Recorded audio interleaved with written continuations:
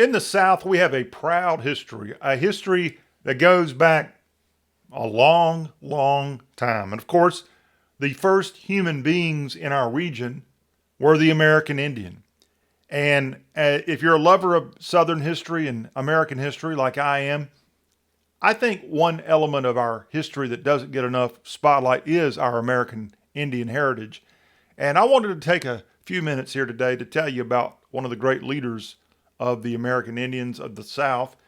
I was looking at some data of some great Indian chiefs in American history, almost all of which were from the West or the North. But this one name stood out, and I wanted to take a few minutes to give him the proper credit and tell you a little bit more about the Cherokees and the Trail of Tears and more as we spotlight Major Ridge, a Cherokee Indian chief of the early 19th century. And I wanted to give you a little bit background. I don't claim to be a great Indian historian, but they, of course, are a big part of the South. They continue to be a big part of some of the South and their areas that they live in. And many Southerners trace their own heritage to the American Indian. So wanted to tell you about that. But this is the gentleman I was speaking of, Major Ridge. He lived in the late 1700s all the way up to the 1839 time period. And he actually was assassinated. And we'll talk about that in a minute. But he was the chief of the Cherokee Nation. And as this information says, he was a leader, a statesman, and a diplomat. Remember, in this time period, the colonialists had just won the American Revolution when this Major Ridge guy was a young guy. And at the time of his youth, the settlers, the Americans, were trying to push west, first to the Mississippi River and then on to the Pacific Ocean. And the American Indians stood in their way. And so this guy was with the Cherokee Nation. And I wanted to show you in another graphic kind of the map of where Indians were in the late 1700s and early 1800s. As you can see here, the Cherokee were located in North Georgia and in parts of southeast Tennessee around Chattanooga, as well as western North Carolina. And then they stretched into Alabama as well. And I know historically they may have been in other places like South Carolina, but by the time of the early 1800s, they had already kind of been pushed out of there. And the Cherokees had their capital in North Georgia, just north of Calhoun, Georgia today. It's a place called New Akota, I believe is how it's pronounced. That was the Cherokee capital. That's where Major Ridge was based. But you can see there in this graphic that the Creek Indian were also known as the Muskogees. They were in Alabama, straddling the Chattahoochee River there in East Alabama. Then you had the Chickasaw of North Mississippi, and their hunting grounds were West Tennessee, and the Choctaw in both Alabama and Mississippi. These were just some of the American Indian tribes in the Southeast in the early 1800s. Well, one of the things about the Cherokees that I wanted to mention was, as this graphic shows, in the 1830s, they were firmly in Georgia, in North Georgia, and in New Akota, the headquarters is where Major Ridge would have been located. Unfortunately for the Cherokees, this is an example of so many things in our history. Our American history is filled with bad occurrences. And one of those occurrences was the discovery of gold in Dahlonega, Georgia in the 1830s, I think it was. And that was in North Georgia. It's a great little town, home of the University of North Georgia, in the mountains of Georgia, right at the start of the Appalachian Trail is where Dahlonega is.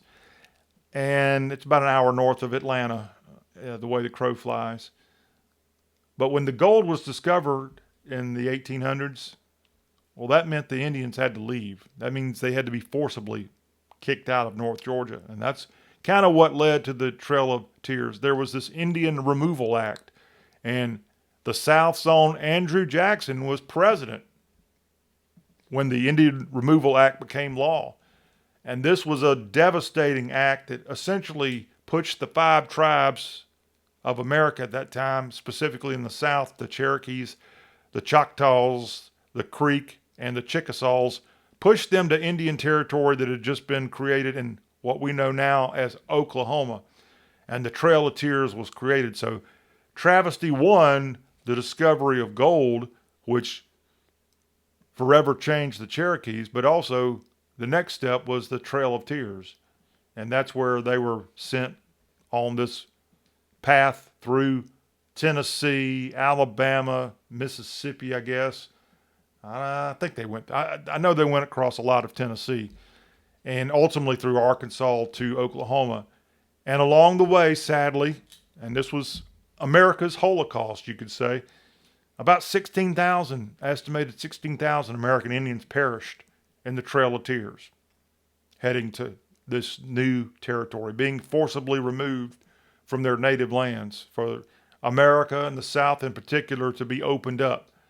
And going back to this map, you can see kind of the routes that they were forced out on. I think that's what that yellow shows, the Indian removal, how they ended up in Oklahoma into their respective territories. I don't want to leave out the Seminole Indian of Florida as well. They were forced out. Of course, some of those continued to fight. You had your different Seminole wars in the 1800s in Florida, and those Seminoles found a way to get into the very deep swamp and survive.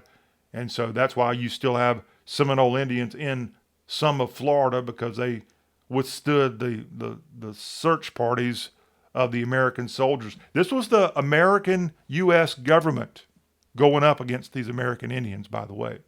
That's why so many American Indians detested the federal government in the 1800s, and many of them, and maybe you as well, detest the federal government today.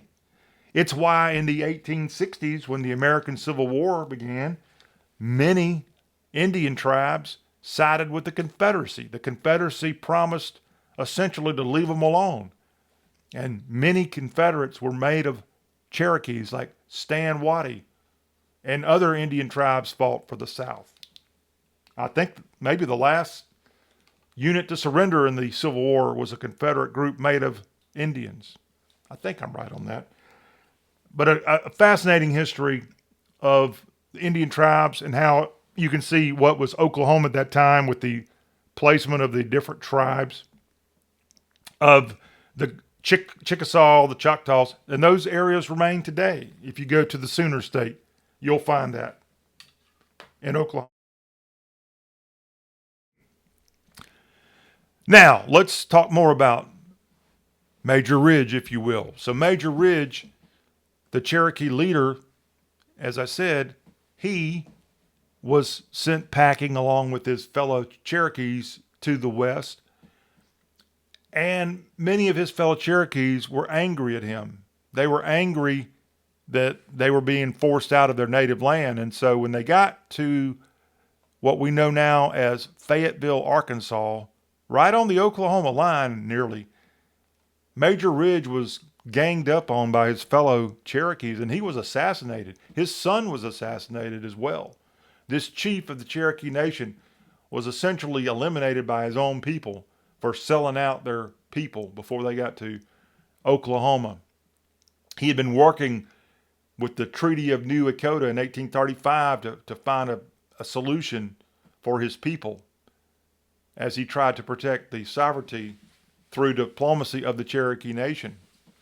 And to some degree, you could say the Cherokees do have their own sovereignty, but they're stuck on a reservation now in Oklahoma. They don't have the free hunting grounds that they once enjoyed back in Georgia and North Carolina and Tennessee and Alabama. And so, as we said, this group of Cherokees decided to take matters in their own hand, and Major Ridge, well, he just met his fate there before his. It's kind of like in the Old Testament where they crossed the Jordan River into the Promised Land. Well, the Cherokees not necessarily wanting to go to Oklahoma, but it became their new home. And before they got there, Ridge was eliminated just outside of Fayetteville, Arkansas. Just a little bit of history. Check it out sometime if you want to learn more. There is so much to learn about American Indians. And again, with our tribes here in the South, we are very, very much supporters of and want to learn more about. And if you know some interesting history about our tribes, like the 5 that we've mentioned here or others, please let us know. We are certainly looking for guests and just the incredible connection that the South has. We would not be who we are if not for our American heritage, our American Indian heritage, coupled with the whites that came here, the blacks from Africa that were forcibly sent here, but they became a big part of our culture, and then the other civilizations that have settled here, from the Hispanic heritage that we have here in the South and more. It is why America is the melting pot, and the South's a darn good example of that. Check it out sometime. Major Ridge and the Cherokee, as they didn't want to go, but they ended up going to Oklahoma, and we know their history now through the heritage that they have. Check it out. All right, that'll do it for our American Indian Spotlight today. More of that coming. And again, don't forget, with the Y'all Show, you can like, share, subscribe. We're all over the place. John signing off. We'll see you again.